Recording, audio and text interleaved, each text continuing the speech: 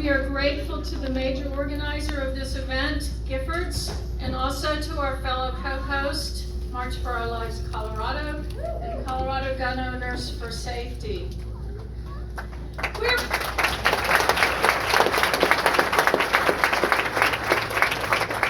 We are pleased that you have elected to join us on this, at last, not roasting summer day. And just to let you know, if you need to use the restrooms, they're off to the side, over there to my left, your right.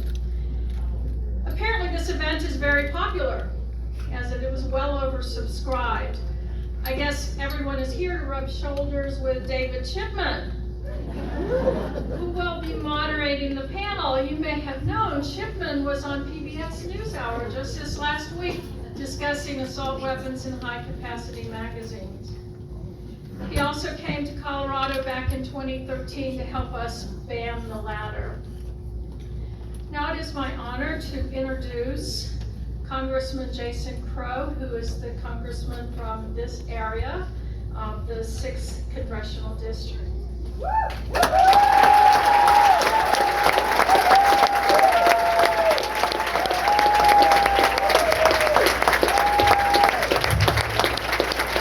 This is what a winning movement looks like, folks.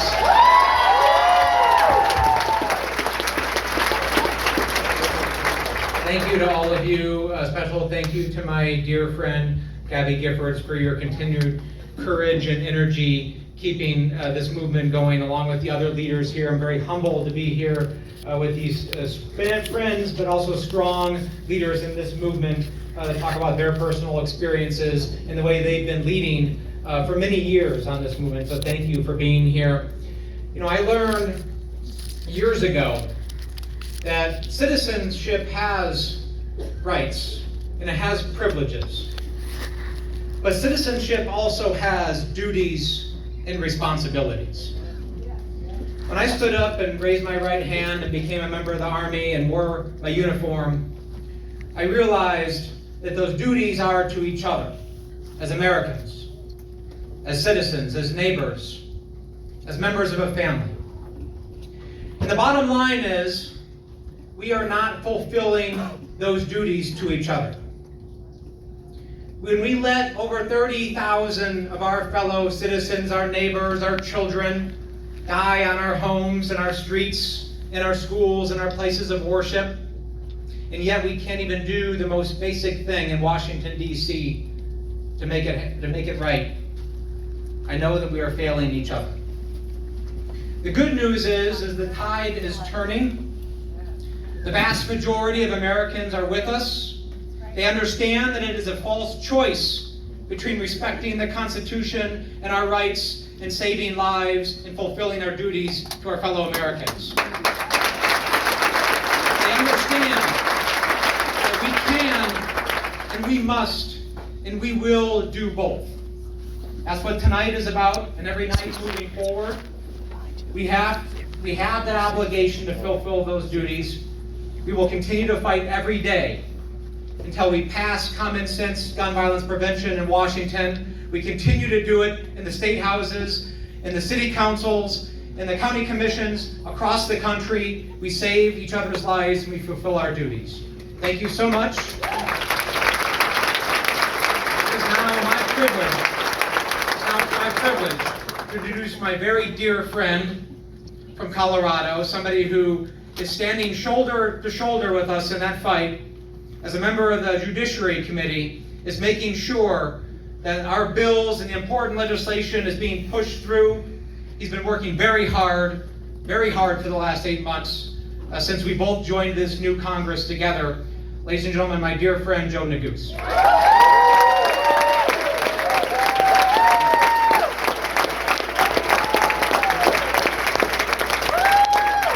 Let's give it up for Jason Crow again. What a congressman!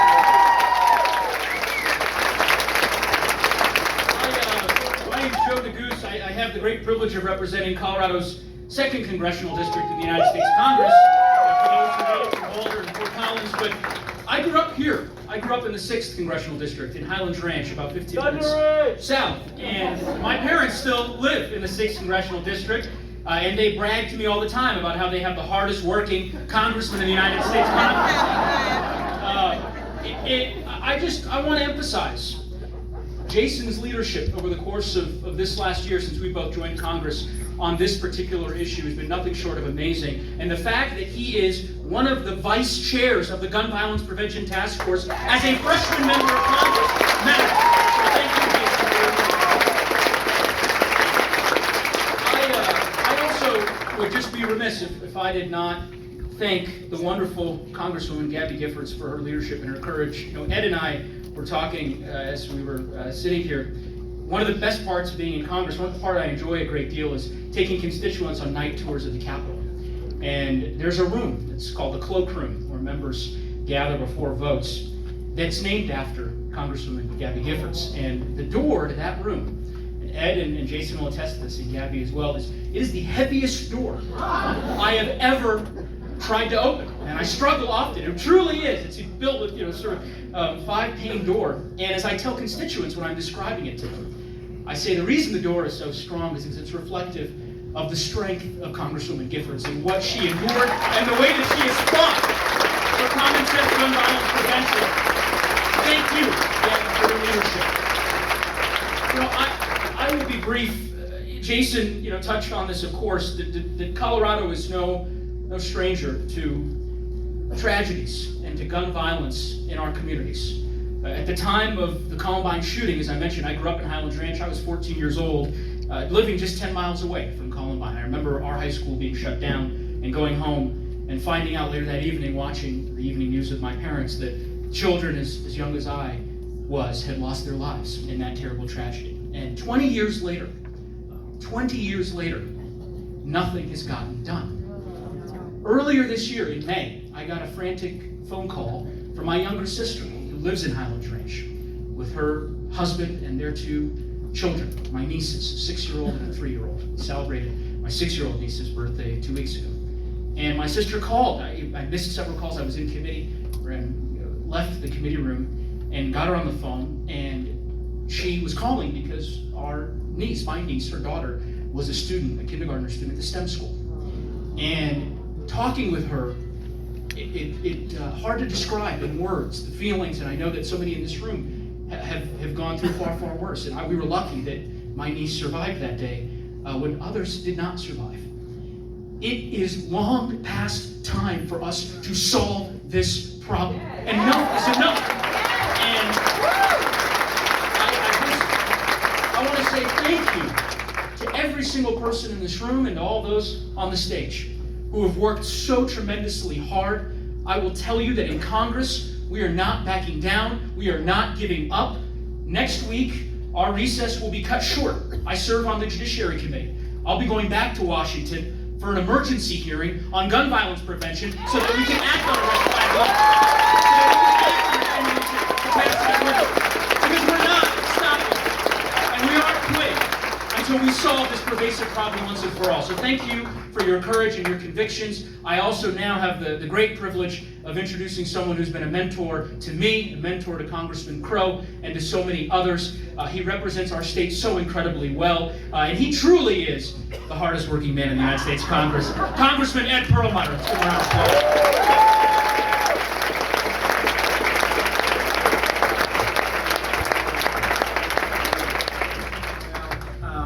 What a crowd. We've got a lot of work to do. And Gabby and I were elected together in 2006. We knew each other before we were first elected to Congress. She was in the State House in Arizona. I was in the State Senate here. And I have so many friends, Rhonda and Sandy and Lonnie and Tom Mauser and Eileen, who we've worked all together for decades now on gun violence prevention. And we've had some successes. Gun show loopholes, background checks here in the state, magazine limitations. It's taken courage every time to make change.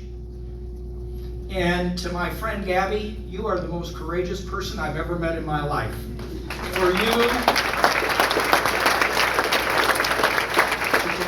continue to do the work that it takes to make change on such a difficult subject. You know, I can remember I was serving in the state senate when we had Columbine. These kinds of events, and just looking around this room, you know exactly where you were. You know what you were doing. It just is burned into your brain, for better or for worse. I represented this district when we had the shooting. Tom Sullivan, I didn't see you, my friend. When Tom lost his son, Sandy and Lonnie lost their daughter, and so many others. I talked to a buddy of mine, a guy named Dave Hoover, whose niece, his nephew, A.J. Boyd, was killed there too. And you know precisely what you were doing, where you were, thinking about these people. And it continues to happen again and again and again. But because of the way you all have stood together and stood up with courageous people like Gabby Giffords and the parents of some of those who've been killed, who run for office, or go all around the country talking about how to prevent gun violence, but also how to deal with it once it's happened. These things are so difficult. And, we have a lot of bills. Joe's on the committee that will really undersee this. Jason has taken such a leading role on gun violence prevention in the House of Representatives. And guys, I gotta tell you, it is so great to have this energy, because it has to go from one person to the next, to the next, to the next. Because this is a long battle that we've been fighting. But it's one that we will win because of everybody here. I'll just end by saying we know that when we work together, we can make change. That occurred here in the state of Colorado, and I'm convinced that either we're going to pass it in the Senate and get a president to sign it, or we're going to change that Senate. We're going to change it.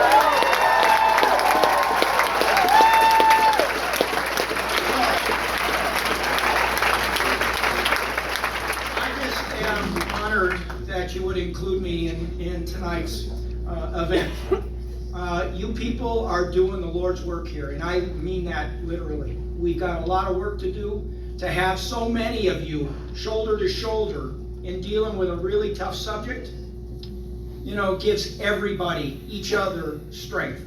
So Gabby, you're my idol, you're my hero. To my friends, the parents, Tom Sullivan, to the Phillipses, to Tom Mauser, to those who've been personally affected individually, thank you for being here tonight. Thank you for standing up for good, common sense gun legislation so that we can prevent, wherever possible, the next one of these things from happening. Thank you very much.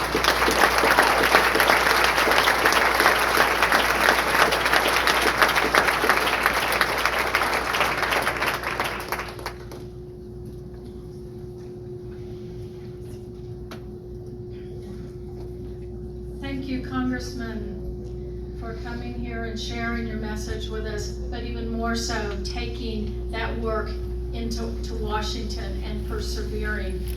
I think every single one of you is on the Gun Violence Task Force, and 2 of you are vice chairs of it, so thank you so very much.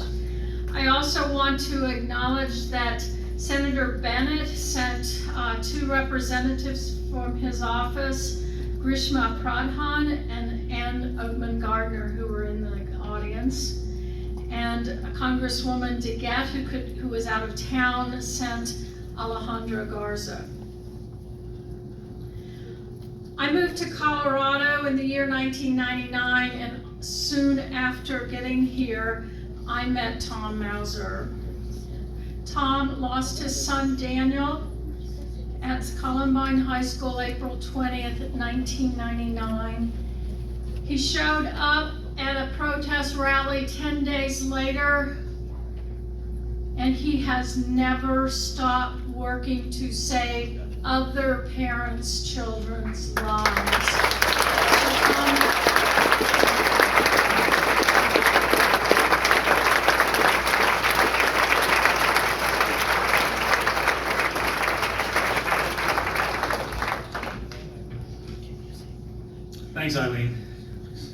be happy to introduce myself. I'm, besides being the father of Daniel Mauser, I am a board member of Colorado Ceasefire and its spokesperson. I want to thank you all for coming here tonight, taking time out of your busy day to be here. I encourage you to learn from what you hear tonight and take it back, and don't preach to the choir. You need to talk to people who are there in the middle, who need to be talked to. Your Uncle Bob, who has some doubts, your friend who belongs to the NRA, your coworker who has some questions, talk to them. But it's my honor tonight, especially, to welcome a true warrior of our movement, and someone who's a true hero among those of us, victims and survivors, who belong to this club, to which no sane person would ever want to belong. She's someone who's known around the world for her story of hope, resilience, and strength in the wake of tragedy. She was the youngest woman ever elected to the Arizona State Senate, where she served for several years before winning a seat in the U.S. House of Representatives in 2006. And as we all remember so painfully well, on January 8th, 2011, Congresswoman Gabrielle Giffords was shot in the head while meeting. She was doing something that she loved to do, did so well, meeting with constituents in her hometown of Tucson.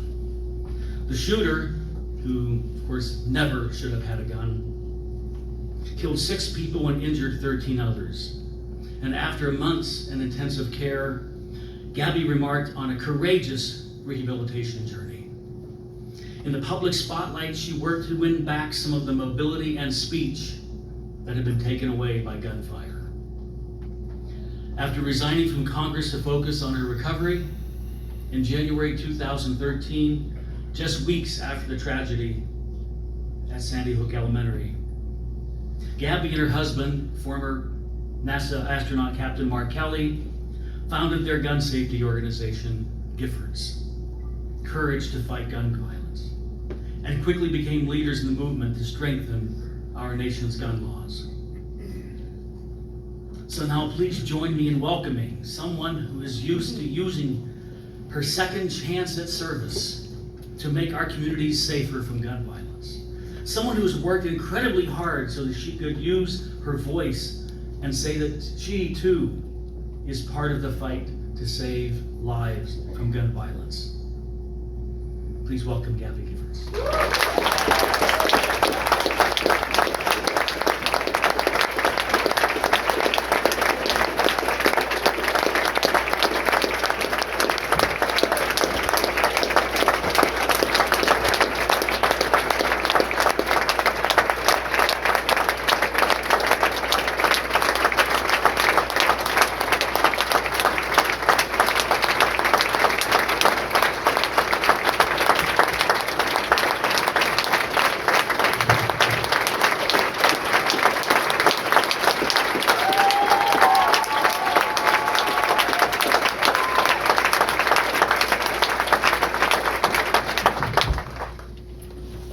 Stopping gun violence takes courage. The courage to do what's right. The courage to know ideas. I've seen great courage when my life's on the line. Now is the time to come together, be responsible. Democrats, Republicans, everyone. We must never stop fighting. Fight, fight, fight.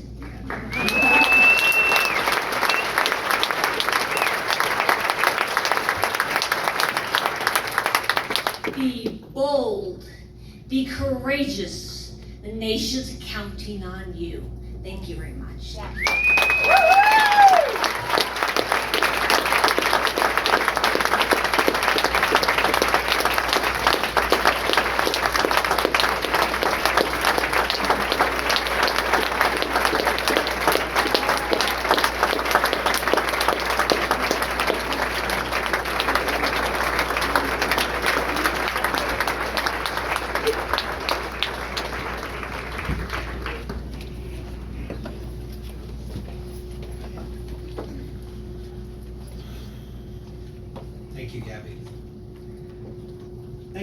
everyone for showing up.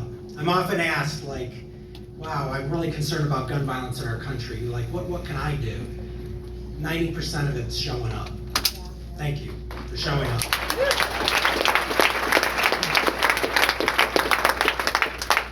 So how do I find myself here today? It's a similar question I'm going to ask all of our panelists. I was an ATF special agent for 25 years. The job is kind of what you would think it would be some of the time.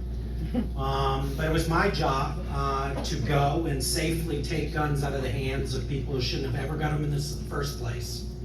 And we didn't talk about it a lot when I was on the job. It was scary. I think at some point in my career when I was on the SWAT team, I played this psychological game that I sort of pretended I was already dead. It was the only way that you could overcome that fear. So there are different kinds of courage, but I know that courage can be contagious, and courage is easier to act when you're not acting alone. And I think that's one of the reasons I joined Giffords, because it was quite clear that our group was about lifting up the voices of other people to talk about this issue. And so that's what I hope to do today.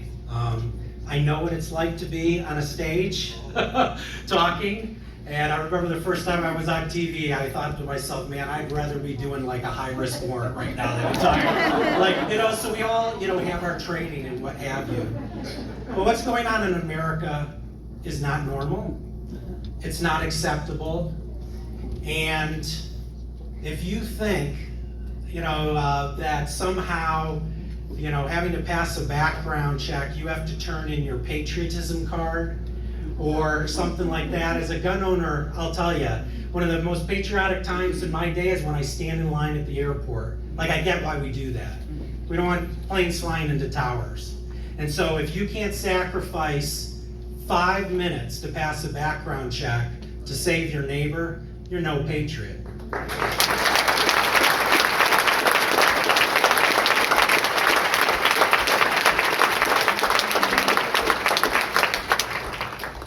That's enough about me. So what my role here tonight is I'm going to try to make it comfortable for our panelists to share with you what has given them the courage to be on stage tonight, to talk about what's important to them. After we do that, we're going to have time for a couple of questions. We're going to do that. And I'm going to try to make this conversational. This is not scripted, so there is an element of excitement. People might say anything. Vic, just don't know. And I like that. It's entertaining. But let's get on with it. First, I'll introduce everyone so you know who you're dealing with. Absolutely. We've got the Colorado Attorney General, Bill Weiser. Is there?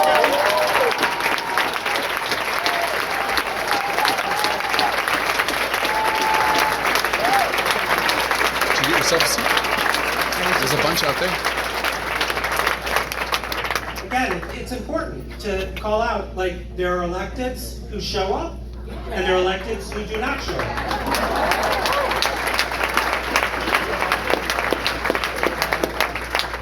And now our panelists, as here, not lined up, so there's no extra pressure that I'm leading with Vic, but Vic Bencomo is a father, a veteran, a hunter, and he's our co-president of the Colorado Gun Owners for Safety. Vic, thanks for being here.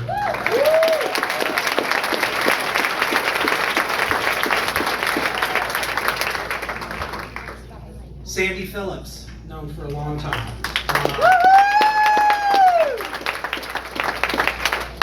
Sandy is the co-founder of Survivors Empowered after her daughter Jessie, as we know, was killed in the Aurora movie theater shooting in 2012. Thank you for always being there, Sandy. I appreciate it.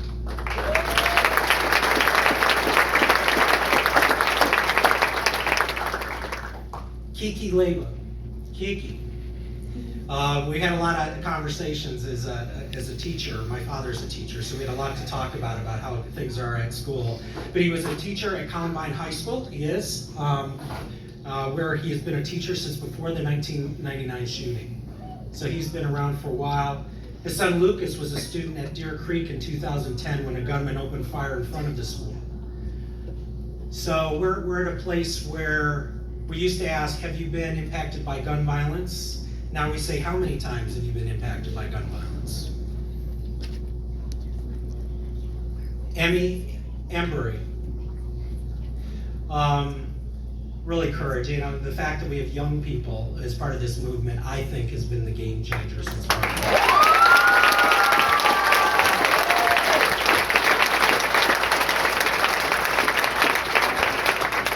Emmy is the executive director of March for Our Lives here in Colorado.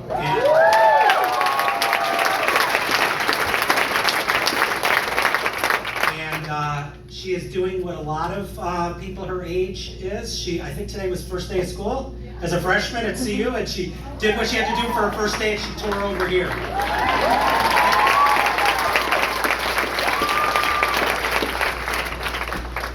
And then for our electeds who are willing to sit on the stage. Rhonda Fields is a Colorado State Senator.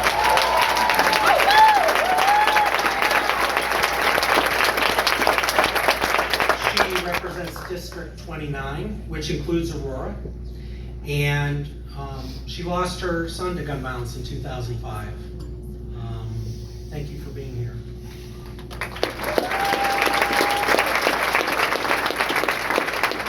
So as promised, and I know our stories are long and they're detailed, but I think I really would encourage you to take a couple minutes and in the way that you think is most impactful, explain like what brought you from someone who showed up to someone who's now up here. And I'm going to start with you. Go this way. Sandy? My daughter Jessie would kick my butt if I wasn't doing what I'm doing.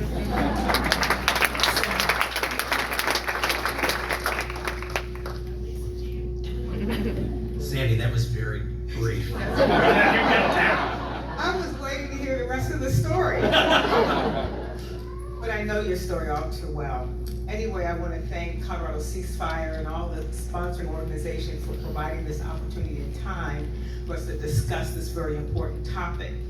And to someone that I respect and admire, you, Gabby Gifford, for your courage, for what it takes to transform and recover from such a tragedy. To be here today to inspire and to empower others is just inspirational. So thank you so very much.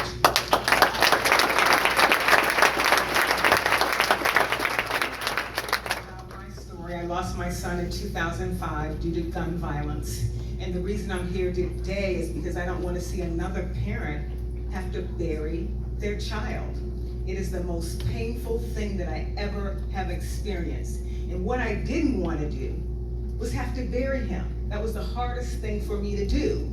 And once you do that, it's really easy to fall into this place of darkness and get depressed and to grieve in your pain. And it takes a tremendous amount of support from the people in this room and all those advocates that kind of punch holes in your darkness to pull you out.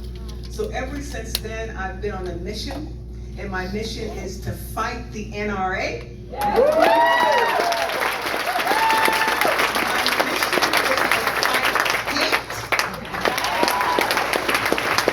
And my mission is to disarm those who want to use gun in a very destructive way. I'm tired of Corey guy. What's his name? Corey who? Hi everybody, my name is Vic Bencomo. So the reason why I'm at the butt of all the jokes is I'm not the most polished speaker, and I have a tendency to say what's on my mind, which has at times have gotten me in trouble, but you know, it is what it is. So, and the reason why I'm like that is I spent 22 years in the military defending our country and the United States Navy.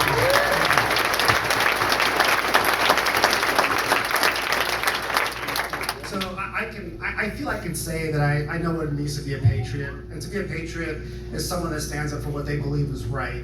So I'm the, I guess, the president for Colorado Gun Owners for Safety, We're an organization that doesn't represent the left, doesn't represent the right. We represent ourselves. We're hunters. I love to hunt. I really do. I have guns. I love to have guns. Our group of folks are concealed weapon carriers, law enforcement, military, anybody that's a gun enthusiast.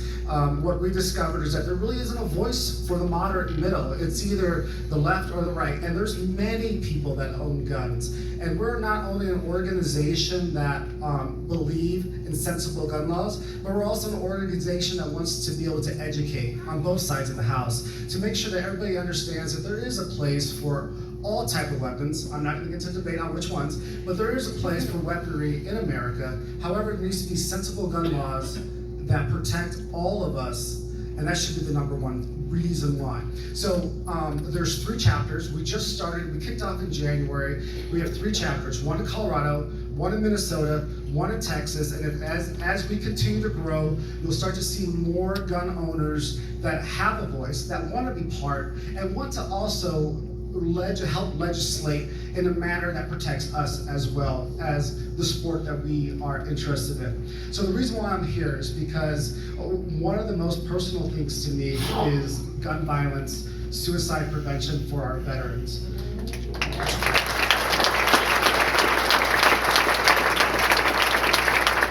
Each day, there's 22 veterans that are committing suicide. So if you were to sit here and you're a math geek and you can do the numbers, that's 6,000 veterans a year. That's more veterans that have died in 1 year than in all of the 18 years with the 2 wars combined. And that is a tragedy. That is just a tragedy to our service members and our heroes. So tragically, Colorado has one of the nation's highest suicide rates for service members. Checking on the numbers, 175 people that committed suicide in 2016 that were veterans, 119 of them used a firearm. I personally have taken firearms from my service members, from friends of mine, from wives of veterans that unfortunately the police at the time couldn't do anything because we didn't have laws like ERPO. So that's the reason why I am so passionate about it. If you ask about my opinions on banning weapons, we'll probably go until Monday and argue. But I really believe that the suicide prevention needs to be stopped. Thanks, Vic. So thank you. Thank you.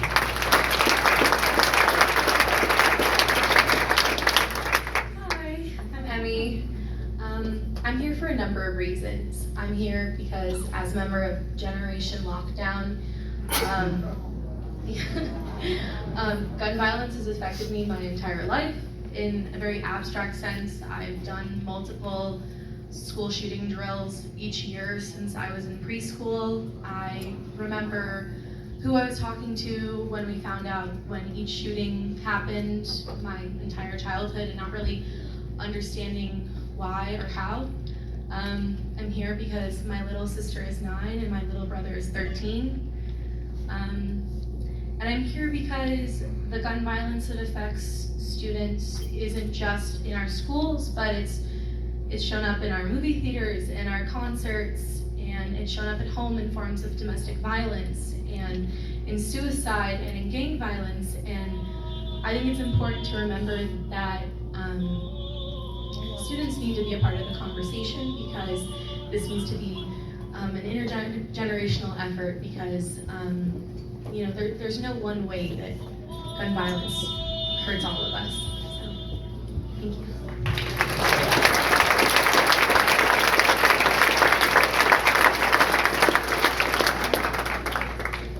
I'm Kiki Leva, and thank you. And I just stated, I hear a lot of people say where they were when Columbine happened, and I was with Frank DeAngelis in his office, and we were just meeting to talk about.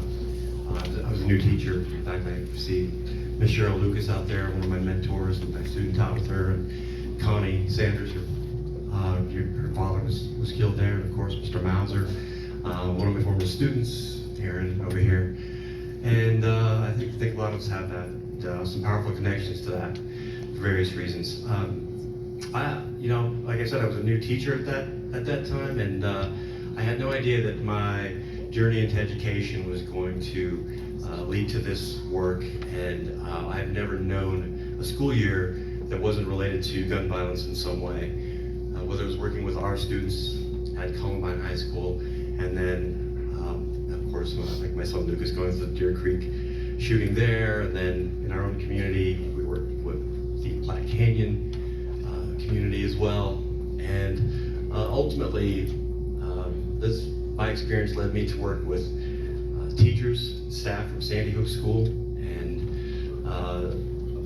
something that I never expected, but I realized that I had some information that was maybe useful to them as they tried to return to the classroom, and had no idea that. I think as most of us thought, well, after that, surely things will change. And since then, I've worked with many communities, mostly school staff and their community in the aftermath of a mass shooting. Marysville Pilchuck High School in Washington State, Umpqua Community College in Oregon, Freeman High School in Washington. With Connie, we've met with Virginia Tech Survivor Group, and of course March for Our Lives and the Parkland Kids. And I have never been out in doing work with gun legislation, but I have walked into so many rooms and stood before so many school staffs that have been through a school shooting. And I have sat or stood in front of many rooms like this full of parents who just went through a school shooting. And I don't know who wants to do that work.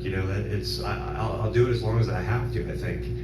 But it's awful to go into those rooms and to sit with those staff members and those parents who've lost children, those community members, first responders, everybody, how far it reaches.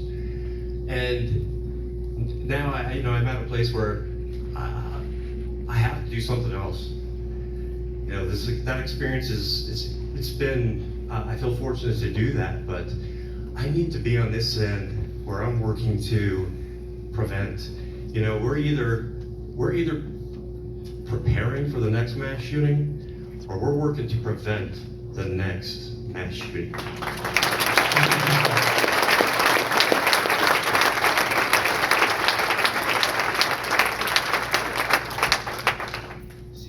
Are set up perfectly for the next transition. So what I'm going to do is I'm going to ask each of you a question.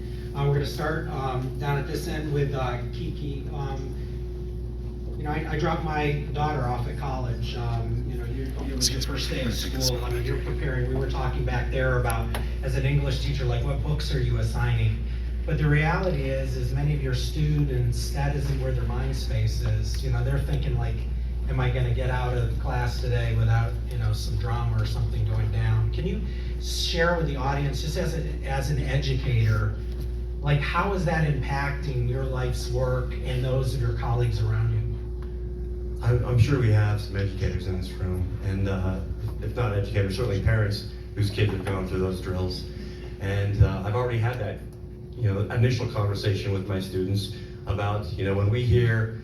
I tell them that they always say the fire alarm. I don't know why we call it a fire alarm. We have, I don't think the school's burned down since the 1800s. That evacuation alarm, that drill to get out of the building, I let them know how seriously I take that, and that, I don't want them to, we're not just like going through the motions for this, right? And I think this generation, they get that. They get pretty quiet, and when we have to talk about the actual the lockout and lockdown drills. As an educator, to look into the eyes, I teach mostly freshmen, to look into their eyes, to look at their faces, while I'm talking about the procedure of that, is awful. I'm trying to be cool, I'm trying to keep it together, and I want to assure them that I know what I'm doing and everything's gonna be okay, even in a drill, that we're gonna be okay. And it's just the most alarming thing that we keep doing that. We're getting better at drills. We're practicing drills. I think we can evacuate our building of I think we're close to 1,800, and we can get out of there in like under 3 minutes. So what? The questions that come from them, will we really stay in here, Mr. Layla? Would we really stay here? And and they want to, they have some really difficult questions to answer. And, one, they deserve the opportunity to have those questions answered. And we can't, I can't try to color that in some light way. They know, and with the, recent events, the mass shootings at STEM last year, our kids know. And so, how does it color, what I do as an educator? Well, it's one of the first conversations, in the first week of school, it's one of those early conversations that we have. And I got back to school night on Thursday night. And I want those parents to come into our building and know that their kids are safe and that they feel like their kids are with somebody who's capable and trustworthy. But this is a different hat to wear than, we signed up as educators. And, I don't believe I should, be carrying a gun in school. And as many of my peers will tell you,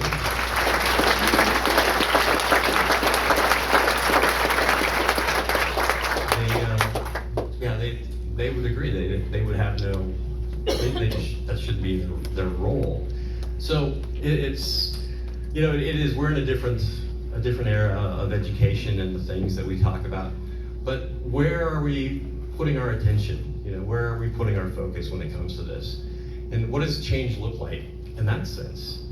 I know in Jefferson County we have an old elementary that is now a training center for law enforcement, where they go in there and they go through these drills of practicing what that looks like for an active shooter in a school building. We don't have buildings that we use to teach our educators, to train our educators. We don't have buildings that we use for our community to come together for positive things. But the fact that we're doing that, I think it's probably very valuable for law enforcement. But where are we putting our attention? And what is this? Where are we going in education? What does that look like? And we got to budget what we love. We really do. And if we want to take care of our kids, we have to show that by getting out there and doing what that looks like. And I know we're preaching to the choir tonight because you're the warriors that already do all that stuff. But I hope that this evening gives you some energy to continue that work and to take it to the next level, whatever that looks like for you. If you've never walked and knocked or made the phone calls or volunteered for a campaign, you'll find it within yourself to be able to do that. I know I've walked and knocked for some of the people in this room tonight, and that's another way that I can give and support, and walk the walk. That's what it's about. I gotta say, I'm proud to be associated with all these people. And thank you for all of your work. Thanks, Keith.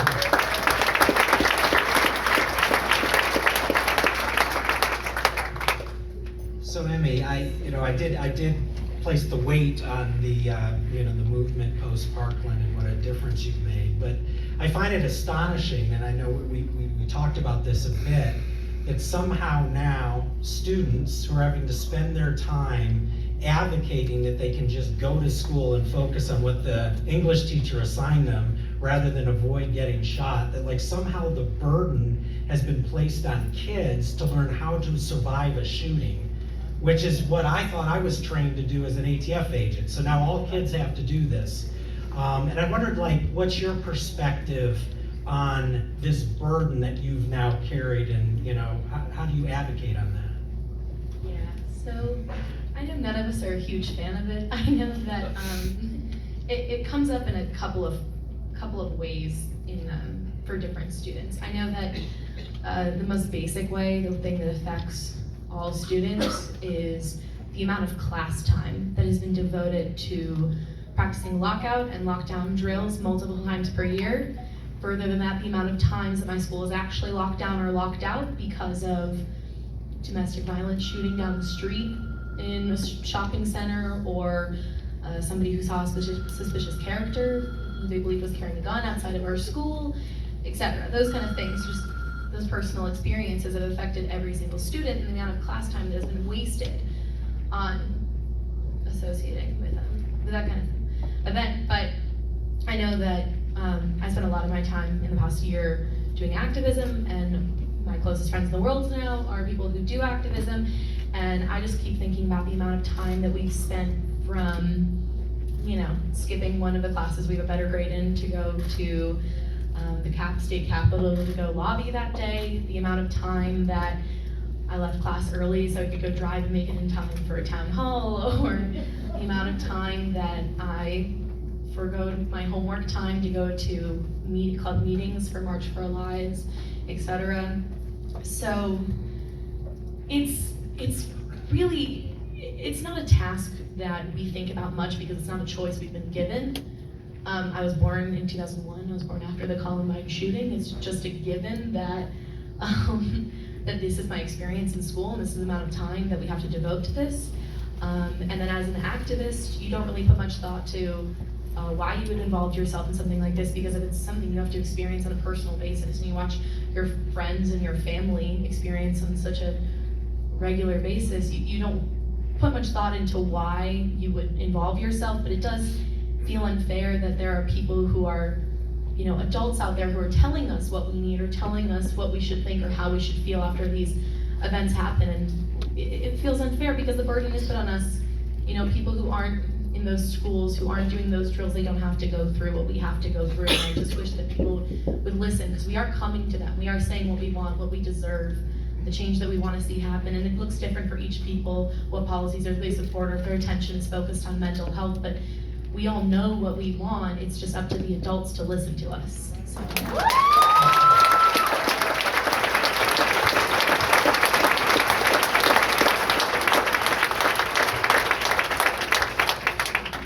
Okay, Vic, thanks for being my straight man here. Remember, an elected follows you, so you can't hog the stage. All right? But we did have a conversation. I took an oath at ATF. I remember it was in front of a judge, and I took an oath to uphold our Constitution, right? The Bill of Rights is part of that, and that was part of my oath. I served my country for 25 years. You served it for over 20 years. I wasn't in the military, but I've got to imagine you took some kind of oath that just didn't let you slide in without making some acknowledgement. I wonder how you felt like being challenged by people who have never served this country, that somehow you are selling out your nation by speaking truth about this issue. So this is always a non-starter in the conversation. It goes something like this. So I try to educate folks and try to bring folks into our group, and we start talking, and it ends up going around the Second Amendment. Second Amendment immediately is a non-starter. The conversations always go around about you're infringing on my rights. The Second Amendment is a constitution that we should be able to hold. And so folks always end up having to have this conversation around what we believe the Second Amendment means to us. And each of us has a different perspective based on what we think the Second Amendment is. Unfortunately, there's been lobbyists for many, many years that have bastardized what the Second Amendment true meaning was. So we have folks on the left. So we have folks on the left, and we have folks